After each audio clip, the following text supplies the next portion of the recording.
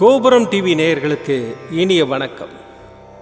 இன்று பிறந்தநாள் காணும் மற்றும் மணநாள் காணும் அத்துணை சகோதர சகோதரிகளுக்கும் எங்களது இனிய வாழ்த்துக்கள். பாபாவின் ஆசிகளோடு பல்லாண்டு காலம் நீங்கள் எல்லா வளங்களும் செல்வங்களும் பெற்று நலமுடன் வாழ வாழ்த்துகிறோம்.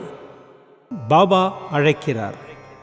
அவரின் பொன்மொழிகளை கேட்பதற்காக, நம் பிரச்சனைகளை தீர்த்து வைக்கும் அற்புதமான கூட்டு பிரார்த்தனை செய்வதற்காக, மேலும் மனம் ஒருநிலைப்படவும் மனம் அமைதி பெறவும் அற்புதமான தியானம் செய்யவும் பாபா அழைக்கிறார். பாபா நம் கரங்களை பிடித்து அழைத்து சென்று அற்புதம் நிகழ்த்தவிருக்கிறார்.